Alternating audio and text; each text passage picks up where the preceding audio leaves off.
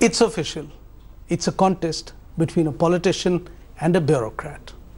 The politician is NDA's M Venkaiah Naidu, and the bureaucrat, Gopalkrishna Gandhi, the opposition candidate in the fight for the post of the Vice President.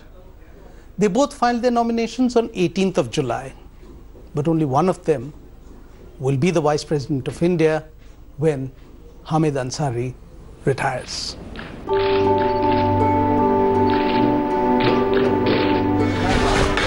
उपराष्ट्रपति पद के चुनाव के लिए 18 विपक्ष दलों ने एक होकर और पूरे संयुक्त सोच के साथ मुझे निमंत्रित किया। मैं उनका आभारी हूँ। I'm grateful to the Honorable Prime Minister, Shri Narendra Modi, to the BJP President, Shri Amit Bhai Shah. I deem it as an honor to be nominated as a candidate for the august position of the Vice President of India's Republic. Now, moving to a defined constitutional responsibility, will have its own issues. I hope that I will be able to. The position of the Vice President, like that of the President, is largely ceremonial under India's constitution. In India, the Prime Minister and his cabinet colleagues wield the executive power. However, the Vice President runs the Rajya Sabha, or the upper house of Parliament.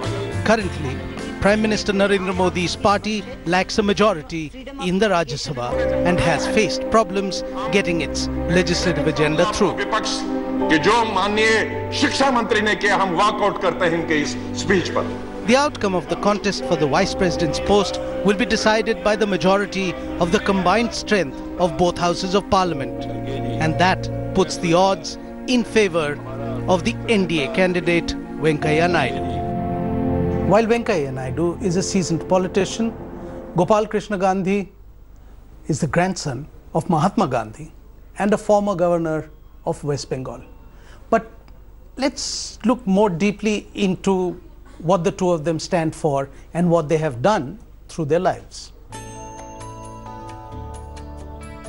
Venkaiah Naidu has a degree in law with specialization in international law from Andhra University, while Gopalkrishna Gandhi is a postgraduate in English literature from St. Stephen's College, Delhi. Naidu joined ABVP during his college days and came to limelight with the Jai Andhra movement of 1972. But Gopalkrishna Gandhi, as an IAS officer, served in Tamil Nadu till the 1980s. Later, he became secretary to the Vice President and secretary to the President. Naidu was imprisoned for 7 months during emergency. Gandhi was India's High Commissioner to South Africa and Lesotho. Venkaiah Naidu was minister in Atal Bihari Vajpayee's cabinet. Gopalkrishna Gandhi was governor of West Bengal. Venkaiah Naidu served as BJP's national president twice. Gopalkrishna Gandhi was chairman of the Kalakshetra Foundation and Indian Institute of Advanced Study. If the presidential contest this time was more about who was a Dalit champion, the vice president elections has turned out to be a champion of the South, or representative of the South. On 11th of July, the opposition announced the name of Gopalkrishna Gandhi. The NDA took a little more time, and then they came up with the name of Venkaiah Naidu, a seasoned politician, a 4-time MP from the South. So the NDA is very clear that it wants somebody with a big southern presence in the vice president's office, and that person is Venkaiah Naidu. देश में जो उपराष्ट्रपति पद के लिए चुनाव होने जा रहा है, उसमें पार्लियामेंट्री बोर्ड के सभी सदस्य और एनडीए के सभी साथियों से चर्चा करने के बाद पार्लियामेंट्री बोर्ड ये निर्णय पर पहुंचा है कि भाजपा के वरिष्ठ नेता और urban development minister Shri M Venkaiah Naidu ji NDA की ओर से उपराष्ट्रपति पद के लिए प्रत्याशी होंगे। मैं राष्ट्रपति नहीं बनना चाहता हूँ, उपराष्ट्रपति नहीं बनना चाहता, मैं उषापति हूँ। मेरा पत्नी का नाम उषा है। मैं संतुष्ट हूँ। और मैं एक विषय राजदीप और raise the issue I want to put on record. I am more comfortable as a political activist in public life in normal course. That's my strength and that's my weakness also. Venkaiah Naidu has been nominated by the Bharatiya Janata Party as it sees an important role for him as a tenant of 6 Maulana Azad Road, the official residence of the Vice President of India. After nominating Ramnath Kovind for the post of President, the BJP hopes that Naidu's nomination would balance the regional factor. Naidu is a stalwart from the south who fits the party's requirements for its southern outreach. Being a fourth-term Rajya Sabha MP, Venkaiah Naidu has long experience of the upper house, which would stand him in good stead as an ex officio chairperson of the Rajya Sabha. This in turn will help the BJP tame the relentless Congress-led opposition in the upper house, where the government is still in a minority. In the 1970s, when Bharatiya Janata Sangh, the erstwhile avatar of BJP, was supposed to be primarily a party based in North India, M Venkaiah Naidu was a rare politician in Andhra politics. A young Naidu was convinced that the image of Jana Sangh of being a Brahmin Baniya party with no rural roots is just a perception. After a stint as student leader and participating in the agitation for statehood for coastal Andhra, which rocked the state during 1972-73, Venkaiah served as president of Andhra University College's Students' Union from 73 to 74. Attracted by the JP movement, he formed the Loknayak Jayaprakash Chhatra Sangharsh Samiti in Andhra Pradesh in 1974. Venkaiah Naidu was imprisoned under maintenance of Internal Security Act, MISA, during the emergency. Between 1977 and 1980, Naidu was the Janata Party Youth Wing President of Andhra Pradesh and was first elected as MLA in the Andhra Pradesh Assembly of 1978. Venkaiah Naidu was the National Vice President of BJP's Youth Wing from 1980 to 1983, and he was leader of the BJP's legislature party in Andhra Pradesh Assembly from 1980 to 1985. He held the post of the state president of BJP's Andhra Pradesh unit from 88 to 1993. Between 1993 and 2000, the next 7 years, Venkaiah Naidu was BJP's National General Secretary. He rose to become the BJP's president in July 2002. On 28th of January 2004, Venkaiah Naidu was elected unopposed for a full 3-year term.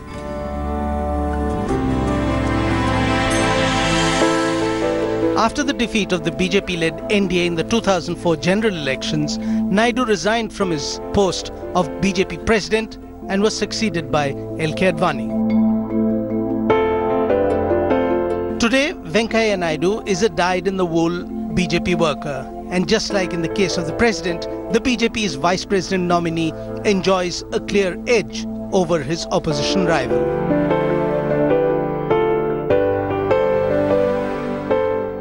With the backing of southern parties like AIADMK, Telangana Rashtra Samiti and YSR Congress, the NDA candidate is likely to win the votes of 557 MPs in an electoral college of 787 MPs.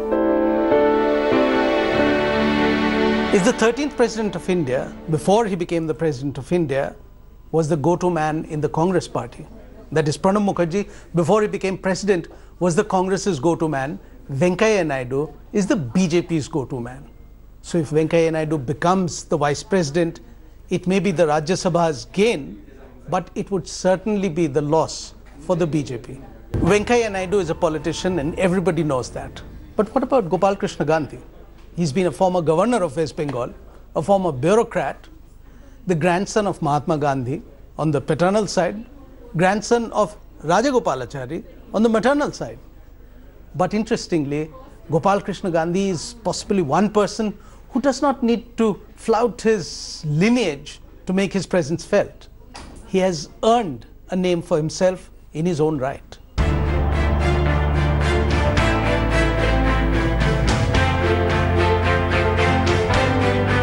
On 17th of July, Gopalkrishna Gandhi entered the Parliament complex, flanked by members of the 18 opposition parties which support his name for the post of Vice President. This was Gopalkrishna Gandhi formally launching his campaign for the Vice Presidential election. जनता और राजनीति के बीच में एक बहुत बड़ी खाई बनी है। मैं नागरिकों की ओर से उस खाई को मिलाना चाहता हूं। Gandhi is contesting against the ruling NDA's VP candidate M Venkaiah Naidu. On 11th of July, just a week before the presidential elections, news came in that the opposition, led by the Congress, had nominated the former West Bengal governor as their vice presidential candidate. We each leader spoke in support of Sri Gopal Gandhi, after which some of our colleague leaders spoke to him on the telephone. He asked for 10-15 minutes to consider, after which again he was called on the phone and he agreed to be the candidate for Vice President of India.